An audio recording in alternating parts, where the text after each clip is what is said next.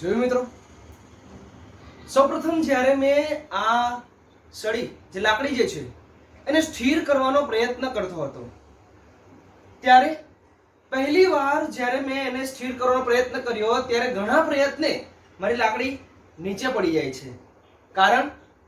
કારણ કે મારું ફોકસ નીચે હતું. એ જ રીતના જ્યારે સેકન્ડ ટાઈમ મેં આ લાકડીને સમતલ કરવાનો પ્રયત્ન કર્યો ત્યારે મારું ધ્યાન ક્યાં હતું? તો કે ઉપરના છેવાડે. તો બંનેની અંદર ફરક શું છે? તો કે જ્યારે આપણે આ લાકડીના નીચા છેડે જોઈએ છીએ ત્યારે એ લાકડી જે સંતુલન ગુમાવે છે એ ઉપરોક્ત છેડાથી આપણને ખબર પડે છે. એ જ રીતના મેં જ્યારે ફોકસ ઉપર કર્યું તેને કારણે એ લાકડીની ગતિ, જો એ લાકડી ફોરવર્ડ મૂવ કરતી હશે તો એને બેકવર્ડ હાથને મોશન આપીશ, અને એ જ રીતના જ્યારે બેકવર્ડ મોશન કરતી હશે ત્યારે એને ફોરવર્ડ મોશન આપીશ. તો આ રીતના મેં લાકડીને સંતુલિત કરી ચૂક્યો. એ જ રીતના આપણી લાઈફની અંદર પણ આ જ રીતના જે છેવાડાના નીચેના ભાગમાં રહેલા એવા નકારાત્મક વિચારો જે ઘણા બધા વ્યક્તિઓ અથવા તો કોઈ પરિસ્થિતિમાંથી આપણા માઇન્ડની અંદર આવતા હોય, જેમ કે આ મેથેમેટિક્સ, ઘણા લાંબા સમયથી કદાચ તમે આ મેથેમેટિક્સને એક બોરિંગ વિષય તરીકે સમજ્યો હશે, પણ મેથેમેટિક્સ કરતા ઇન્ટરેસ્ટિંગ આઈ થિંક મારા જીવનની અંદર કંઈક ન હતું.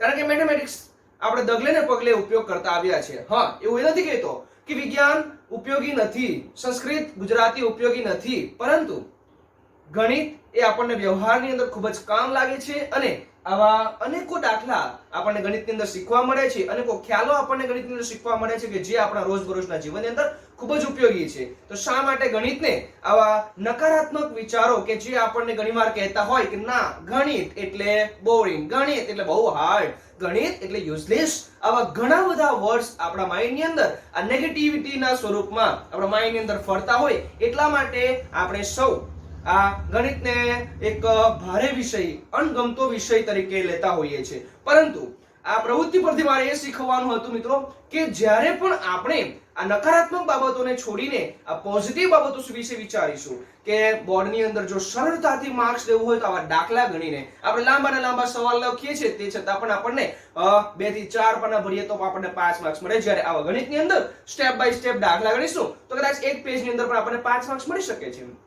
ગણિતના ઘણા બધા એવા ખ્યાલો છે, રચના જે છે, આંકડા શાસ્ત્ર જે છે, એવા ઘણેકો એવા દાખલા જે છે કે જેના દ્વારા આપણે ગણિતની અંદર સરળતાથી માર્ક્સ મેળવી શકીએ છીએ. ક્યારેક સાંભળ્યું છે ભાષાની અંદર 100 માટે 100 માર્ક્સ આવ્યા છે?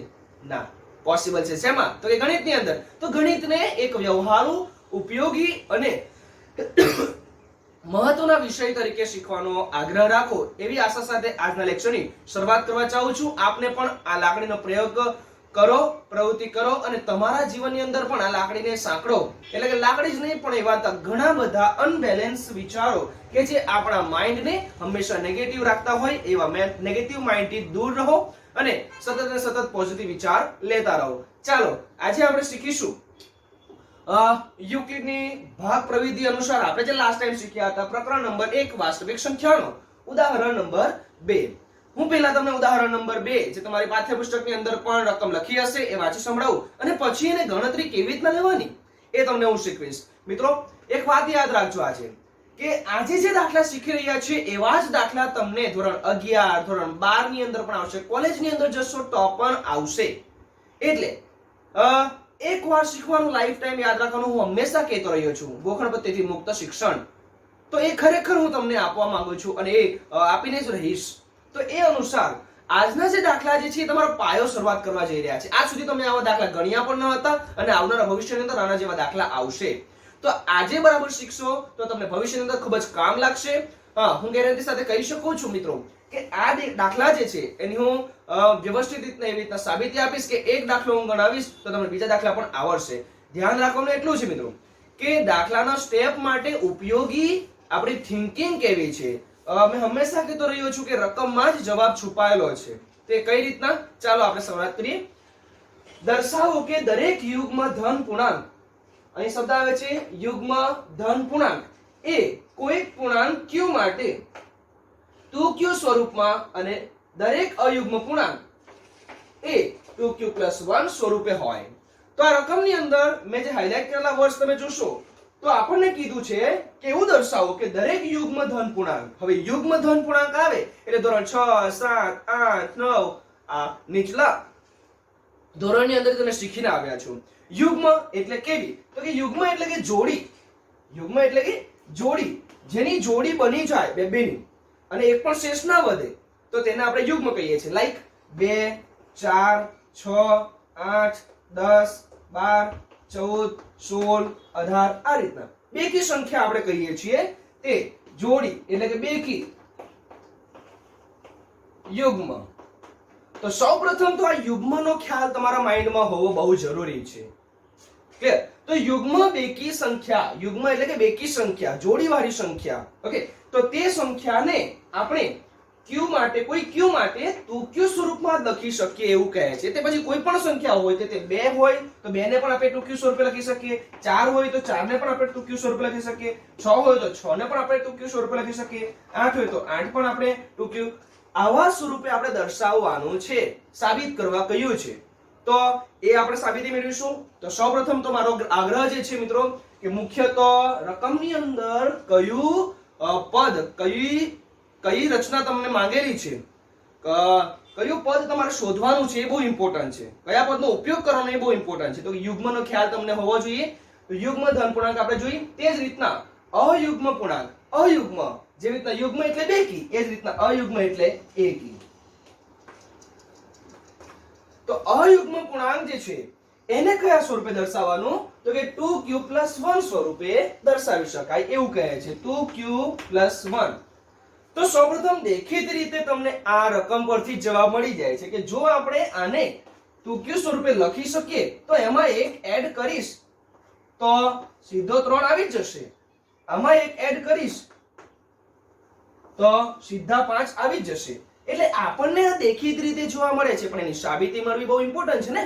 તો ચાલો આપણે સાબિતી શોધીએ. ઓકે,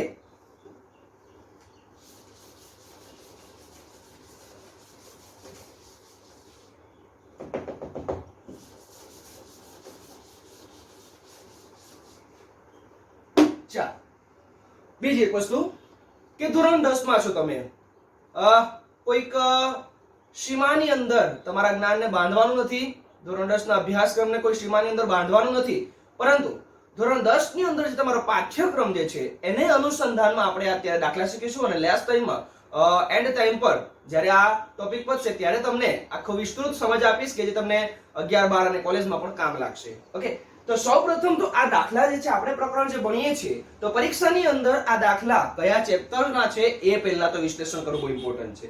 જો મતલબ શ્રેણીવાળા આવે તો એ રીતના આપણી રકમ હશે, આ રીતના 2k + 1, 3k + 1 આવા દાખલા હશે તો આપણે સમજી જઈશું કે એ પ્રથમ પ્રકરણના છે. અને પ્રથમ પ્રકરણનો મુખ્ય ઉદ્દેશ્ય શું છે, મુખ્ય થિયરી તો કે યુક્લિડની ભાગ પ્રવિધિ. ઓકે, તો યુક્લિડની ભાગ પ્રવિધિ અનુસાર શું મળે આપણને? તો કે કોઈ a અને b માટે q અને r એવા મળે કે જેથી આપણને a = bq + r થાય કે જ્યાં r <= 0 b. આ રીતની આપણી શરત હતી. આનાથી શરૂઆત કરીશું. પરીક્ષાની અંદર શરૂઆતમાં લખવાનું કેવી રીતના એવું તમને શીખવી દઉં. તો આપણને કીધું છે સૌપ્રથમ તો પૂર્ણાંક સંખ્યા લેવાની છે અને તે યુગ્મ હોય તો આ રીતના અને અયુગ્મ હોય તો બેકી. તો સૌપ્રથમ આપણે પૂર્ણાંક સંખ્યા ધારી લઈએ. ધારો કે એ કોઈ ધન પૂર્ણાંક સંખ્યા છે, બરાબર. તો યુક્લિડની ભાગ પ્રવિધિ અનુસાર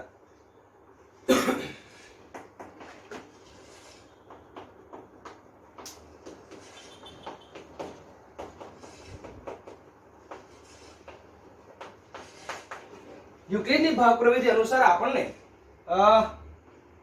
b, q અને r એવા મળે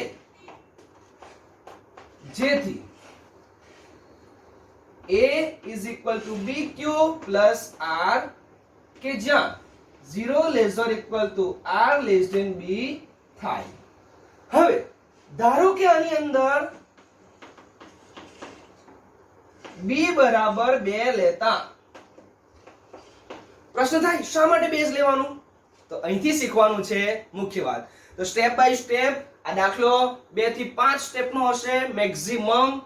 એકવાર શીખવાનું, લાઈફ ટાઈમ યાદ રાખવાનું મિત્રો. આના જેવો જ બીજો દાખલો છે. હું એક દાખલો ગણાવીશ તો ગેરંટી સાથે તમે બીજો દાખલો જાતે ગણશો એ હું કહી શકીશ. તો પહેલું સ્ટેપ તો જે આપણે પૂર્ણાંક સંખ્યા છે એ ધારી લીધી. ધારો કે પૂર્ણાંક સંખ્યા કોઈ a છે અને યુક્લિડની ભાવપ્રવિધિ અનુસાર આપણે આ વસ્તુ લખી શકીએ. આ દરેકની અંદર કોમન વસ્તુ છે. પછી બીજું તો કે ધારો કે આપણે b બરાબર 2 લઈએ. શા માટે 2 લેવાનું? તો કે એ ખબર પડે કેવી રીતના? તો કે રકમની અંદરથી સ્વરૂપ કેવું છે. અહીં તમે જોશો તો આને સરખાવશો તું q તો ઇમેજિનેશન્સ કરવાનો તમારે. યુક્લિડની ભાગપ્રવિધિ અનુસાર q સાથે જે ગુણાકારમાં જે છે એ કોણ છે? તો કે b. એટલા માટે આપણે b ને 2 લીધું. બીજી વસ્તુ, દરેક વખતે b 2 લેવાનું આવું જરૂરી નથી, પણ બીજી જે રીત જે છે તે હું તમને દાખલા આવશે ત્યારે પણ સમજાવીશ. અત્યારે થોડી માહિતી આપી દઉં તો કે b કેટલા લેવાના એ આપણને શેષ કેટલી વધે છે તેના પર બી ખબર પડી શકે. તો કે અહીં શેષ કેટલી છે? 2q r. તો કે r અહીં કોઈ દેખાતો નથી, શૂન્ય. અહીં r કેટલા છે? તો કે 1 છે. તો r આપણે 1 અને 2 મળે. તો આ શરત અનુસાર આપણને b કેટલા મળે? જો શૂન્ય પછી એના કરતા મોટો પણ હોઈ શકે, નાનો પણ હોઈ શકે. તો શૂન્ય છે અને 1 છે અને b એ r કરતા નાનો હોઈ જ નહીં શકે. તો b કેટલો હોઈ શકે? ઓબ્વિયસલી અહીંયા b બરાબર 2 હોય તો અને તો જ આ પોસિબલ છે. સમજાયું મિત્રો? એટલે આ બહુ ઇમ્પોર્ટન્ટ છે, b કેટલા લેવાના. ઓકે, તો પહેલી નજરે તો તમને ખ્યાલ આવી જશે કે q ની આગળ જે છે તે b લેવાનું. આવી ભૂલ ઘણીવાર કરવાની નહીં ઉતાવળમાં. હા, b બરાબર 2 અહીંયા આપણને ખ્યાલ આવી જ જાય છે, પરંતુ જ્યારે મોટા દાખલા હોય, ઘન, વર્ગ, આવું પણ કરવાનું આવશે તો તે સમય યાદ રાખવાનું કે શેષના આધારે આપણે ગણી શકીશું. તો આ દાખલો પહેલા તો જે કઈ રીતના ગણવાનો છે તે શીખીએ આપણે.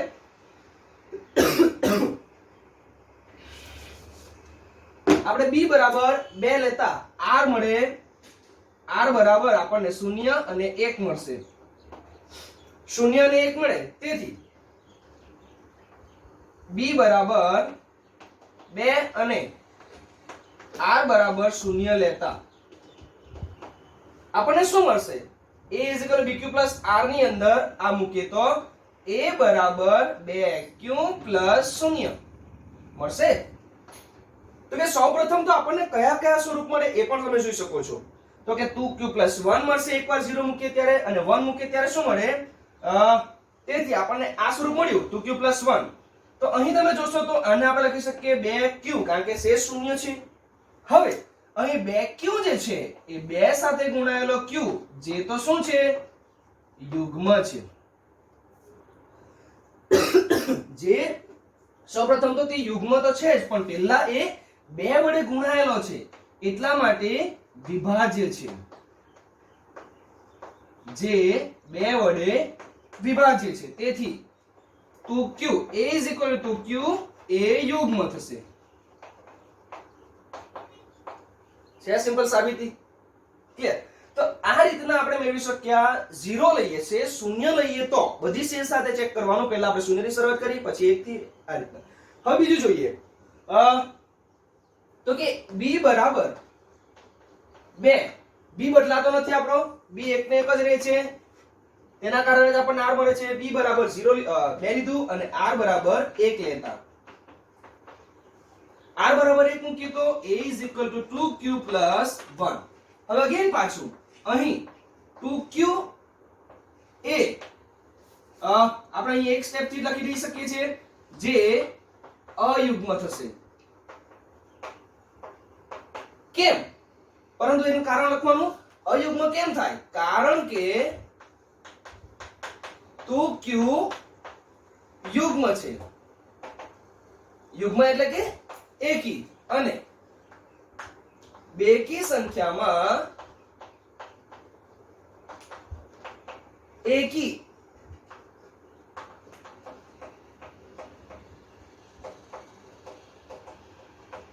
અયુગ્મ પૂર્ણાંક મળે.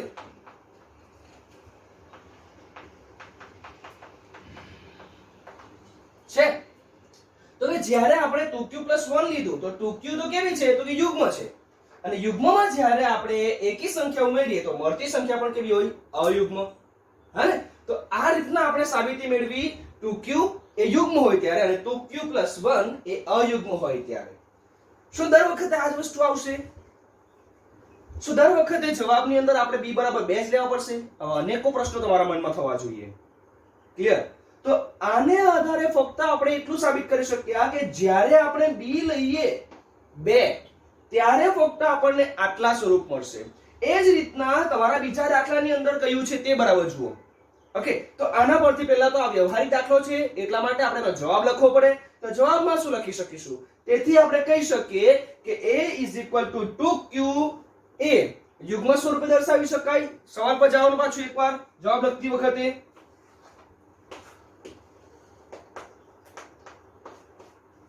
બોર્ડની પરીક્ષામાં તે વ્યવહારુ દાખલો હોય તો બહુ ઇમ્પોર્ટન્ટ છે જવાબ. અને બોર્ડની પરીક્ષા હોય કે ન હોય, જીવનમાં ગણિત ક્યારે પણ શીખતા હોય પદ્ધતિસરનું શીખવાનું, અને ગણિત શીખતી વખતે આ વ્યવહારુ દાખલા હોય ત્યારે જવાબ પણ વ્યવહારુ લખવાનો છે. તો આપણને કીધું છે કે દરેક યુગ્મ ધન પૂર્ણાંક a q માટે 2q સ્વરૂપમાં હોઈ શકે. તેથી આપણે કહી શકીએ તેથી દરેક યુગ્મ પૂર્ણાંક 2q અને દરેક અયુગ્મ પૂર્ણાંક 2q + 1 સ્વરૂપે દર્શાવી શકાય. ક્લિયર? સિમ્પલ છે જવાબ. એકવાર આખો દાખલો જોઈ જઈએ તો કે જ્યારે આપણે એ કોઈ ધન પૂર્ણાંક લઈએ અને તેના માટે યુક્લિડની ભાગ પ્રવિધિ અનુસાર આપણને આ વસ્તુ મળે a = bq + r કોઈ પણ સંખ્યાને લખી શકીએ. ઓકે, તો તે અનુસાર આપણે b બરાબર 2 લીધું. કારણ તો કે સ્વરૂપ જોવાનું, પહેલા કયા સ્વરૂપે દર્શાવવાનું છે તે રકમને બરાબર 2 વાર વાંચવાનું, તેમાંથી જ આપણને જવાબ મળે. તો 2q અને 2q + 1 છે. અહીં શેષ પણ એક જ છે, વધારે મોટામાં મોટી શેષ 1 છે. તો આપણને આ શરત અનુસાર b કેટલો મળે? તો કે 1 કરતા મોટો. તે 2 હોઈ શકે, 3 હોઈ શકે, 4 હોઈ શકે. પણ અહીં આપણે જોતા આપણને ખબર પડે કે q સાથે જે જોડાયેલું છે તે તો b આવી શકે. a = bq + r. એટલા માટે આપણે લીધું b બરાબર 2. b બરાબર 2 લેતા આપણને r મળ્યા. અને તે આપણે જો મુકતા ગયા રકમની અંદર એને આધારે આપણને a = 2q સ્વરૂપ મળ્યું અને a = 2q + 1 સ્વરૂપ મળ્યું કે જેમાંથી 2q એ યુગ્મ થાય અને 2q + 1 એ અયુગ્મ થાય. કેમ? તો કે 2q જે છે એની સાથે 2 ગુણાયેલો છે અને 2 કેવો છે? વિભાજ્ય છે. અને વિભાજ્ય સંખ્યા હંમેશા યુગ્મ હોય. વિભાજ્ય સંખ્યા હંમેશા કેવી હોય? યુગ્મ હોય, બેકી હોય. એટલા માટે આપણે કીધું કે આ બેકી છે અને બેકીમાં જ્યારે આપણે 1 ઉમેર્યો એકી ત્યારે અગેન પાછો આપણને અયુગ્મ જ મળી. એકી એટલે અયુગ્મ. તો આ રીતના આપણે આ દાખલાની સાબિતી મેળવી ગયા. એ જ રીતના બીજો દાખલો જે છે જેને આપણે ગણીશું અને નીચે સ્વાધ્યાયની અંદરનો તમારો બીજો દાખલો આપેલો છે એ તમારે હોમવર્કમાં જાતે ગણવાનો પ્રયત્ન કરવાનો છે. એબ્સોલ્યુટલી આ કહી શકીશ કે તમે આ દાખલો જાતે ગણી શકશો. એ રીતના હું અહીં રજૂઆત કરીશ. તો આપણે શીખીએ ઉદાહરણ 3. સેમ એઝ ઇટ ઇઝ આ જ દાખલાની અંદરથી હું નાની અમથી ચેન્જ કરીશ કે જે તમને સરખાપણું લાગશે. ક્લિયર? ઓકે, ચાલો જોઈએ અહીંયા. તો કે ધારો કે એ કોઈ ધન પૂર્ણાંક છે. એ કોઈ ધન પૂર્ણાંક છે. તો યુક્લિડની ભાગ પ્રવિધિ અનુસાર શું મળે? તો કે bq અને r એવા મળે કે જેથી a = bq + r 0 < r < b. આ તો થાય જ. હવે ધારો કે આપણે અહીં b બરાબર અહીં જોવા જાવ સ્વરૂપ કયા છે? તો કે કોઈ પણ અયુગ્મ પૂર્ણાંક માટે. તો આપણને અહીં માંગેલું છે અયુગ્મ પૂર્ણાંક. ઓકે, અયુગ્મ પૂર્ણાંક માટે કોઈ પૂર્ણાંક q એ કયા સ્વરૂપે હોઈ શકે? 2q + 1 અને 4q + 1 અને 4q + 3 સ્વરૂપે જ. તો અહીં આપણને ફક્ત ને ફક્ત અયુગ્મની જ વાત કરેલી છે. તો સ્વરૂપ કયા મળશે અને એમાંથી અયુગ્મ કયા છે તે આપણે શોધીશું. ઓકે, તો કે અયુગ્મ માટે જ કીધું છે અને કયું સ્વરૂપ છે? 4q + 1 અને 4q + 3. સરખામણી કરો મિત્રો. Comparisons gives us success and comparison gives us a result. જ્યારે આપણે પ્રયત્ન કરતા હોય ત્યારે સફળ વ્યક્તિ સાથે સરખામણી જ કરતા હોય છે આપણે. તો તેના આધારે આપણે સફળ થયા છે કે નહીં આપણને ખબર પડે. તો એ જ રીતના પહેલો દાખલો જે આપણે ગણી ગયા તો તેના આધારે જ આપણે ત્રીજો દાખલો જે છે બીજો દાખલો જે ગણ્યો તેના આધારે ત્રીજો દાખલો જે છે તે કમ્પેરિઝનમાં સરખો છે એટલે આપણે આ દાખલા ગણી શકીએ. તો આ એક પેટર્ન થઈ ગઈ. ક્લિયર? તો આની અંદર 2q હતું તો આપણે b બરાબર 2 લીધું હતું. અહીં 4q છે. મેં બીજું કારણ આપ્યું હતું કે શેષના આધારે પણ ખબર પડે. તો કે bq + r એટલે રિમાઇન્ડર એટલે કે શેષ. ઓકે, અહીં શેષ મોટામાં મોટી કેટલી છે? તો કે a = bq + r. શેષ 1 છે અને બીજી કઈ છે? 3 છે મોટામાં મોટી. મોટામાં મોટી શેષ 3 છે. એનો મતલબ એના કરતા b કેટલો હોઈ શકે? મોટો. તો 3 થી નાનો હોઈ શકે નહીં. તો અહીં આપણને b કેટલો મળી શકે? 4. કારણ કે b q પ્લસ r ના સ્વરૂપમાં જોવા જઈએ તો b અહીં 4 જેવો દેખાય છે. તો અહીં આપણે લઈશું b બરાબર 4 લેતા. જો b બરાબર 4 લઈએ તો આપણને r કેટલો મળે? તો કે 0 1 2 અને 3. ક્લિયર? આ કન્ડિશન ને આધારે r નક્કી કરવાનો. ક્યાંથી આવ્યું એ બહુ ઇમ્પોર્ટન્ટ શીખવાનું છે.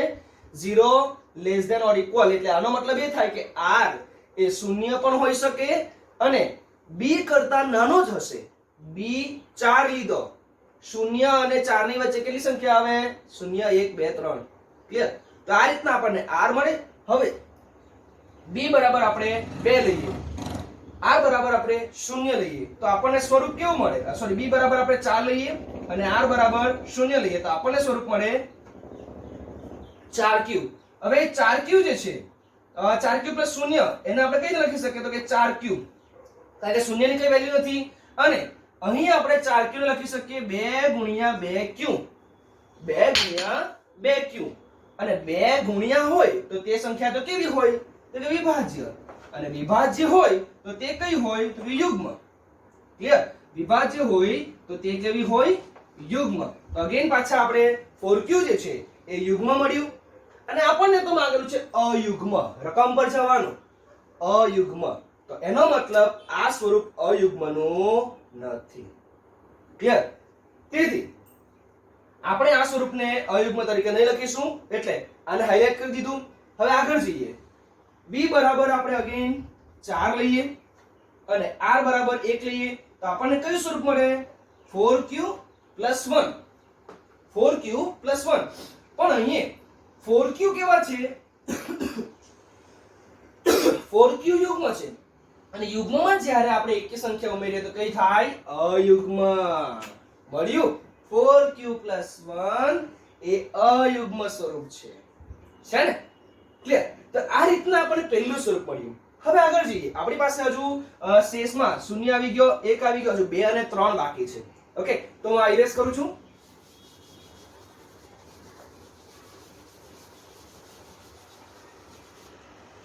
ચાલો અગેન b બરાબર 4 અને r બરાબર 2 લેતા a is equal to 4q plus 2. હવે 4q plus 2 માંથી આપણે 2 કોમન કાઢી લઈએ તો કેટલા આવે? 2q plus 1. પણ અહીંયા 2 સાથે ગુણાયેલો જે વિભાજ્ય છે. તેથી a is equal to 4q plus 2 કેવું થશે? યુગ્મ થશે.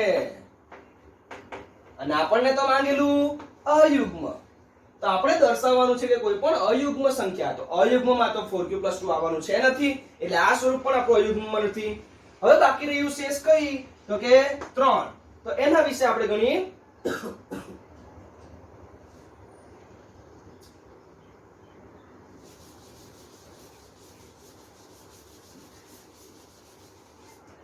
ચાલો b બરાબર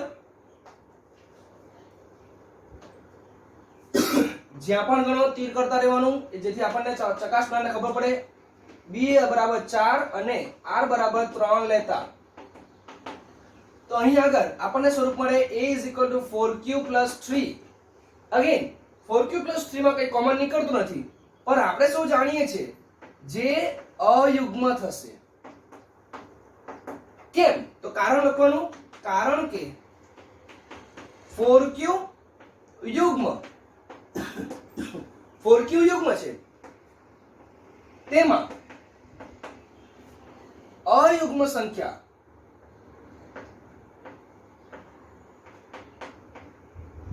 ઉમેરતા અયુગ્મ સંખ્યા જ મળે.